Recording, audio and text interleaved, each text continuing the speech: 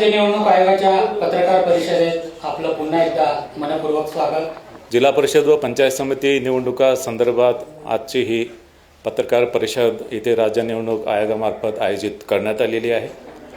आपल्याला माहीतच आहे की माननीय सर्वोच्च न्यायालयाच्या निर्णयानुसार ज्या जिल्हा परिषद आणि पंचायत समितीमध्ये 50% पेक्षा कमी आरक्षण आहे अशा जिल्हा परिषद पंचायत समिती निवडणुका लावण्यासंदर्भात माननीय सर्वोच्च न्यायालयाने निर्देश दिले आणि त्याच्या अनुषंगाने 12 जिल्हा परिषद आणि 125 पंचायत समितीमध्ये निवडणूक घेण्यासंदर्भात आजची ही पत्रकार परिषद आहे।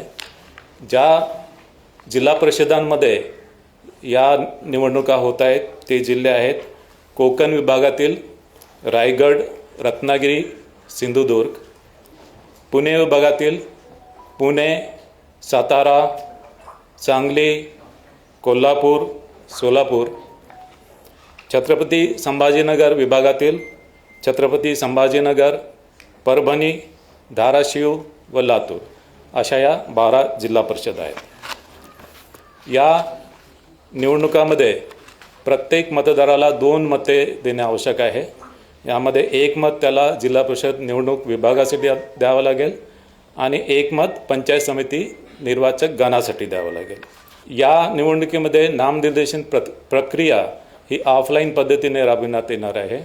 विविध राजकीय पक्ष आणि उमेदवार यांच्या मागणीनुसार नामनिर्देशन प्रक्रिया ही महानगरपालिकेच्या निवडणुकीसारखीच जिल्हा परिषद पंचायत समिती निवडणुकीमध्ये सुद्धा ही प्रक्रिया ऑफलाईन राबवण्यात येणार आहे। या निवडणुकीमध्ये ज्या जागा राखीव आहेत त्या राखीव जागेवर जात वैधता पडताळणी आवश्यक आहे आणि जात प्रमाणपत्र आणि जात वैधता पडताळणी ही नामनिर्देशन पत्रासोबत दाखल करणं आवश्यक आहे।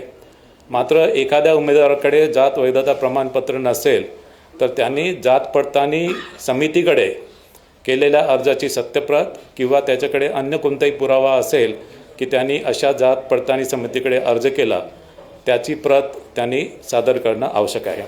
मात्र निवडून आल्यावर त्याला 6 महिन्याच्या आतमध्ये जात वैधता प्रमाणपत्र सादर करणं आवश्यक राहील आणि 6 महिन्याच्या आतमध्ये त्यांनी जात वैधता प्रमाणपत्र सादर नाही केलं तर त्याची निवड ही पूर्वलक्षी प्रभावाने रद्द होईल। निवडणुकीसाठी 1 जुलै 2025ची मतदार यादी वापरणार आहोत। ही निवडणूक घोषित झाल्यानंतर संबंधित जिल्हा परिषद पंचायत समिती क्षेत्रात आचारसंहिता लागू झालेली आहे।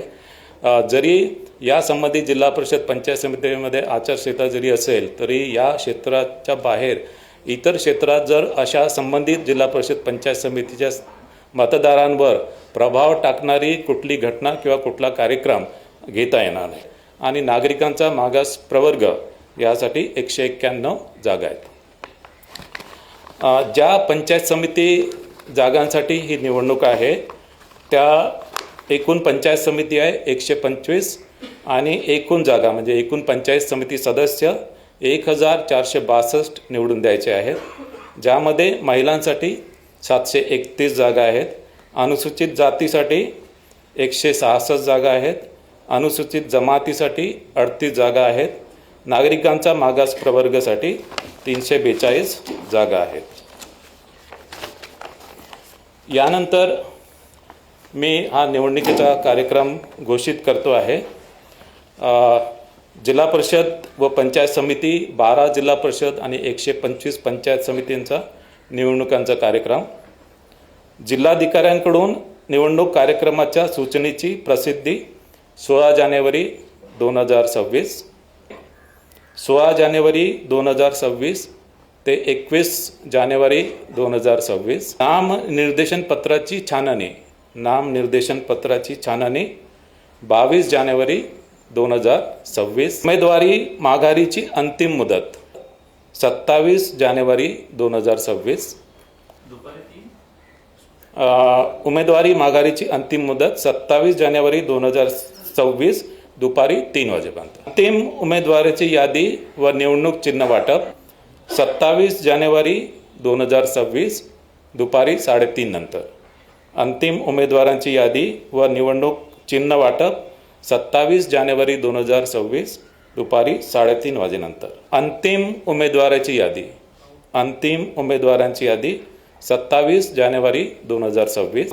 मतदानाचा दिनांक 5 फेब्रुवारी 2026 सकाळी 7:30 ते सायंकाळी 5:30 वाजेपर्यंत. मतमोजणीचा दिनांक 7 फेब्रुवारी 2026 सकाळी 10 वाजेपासून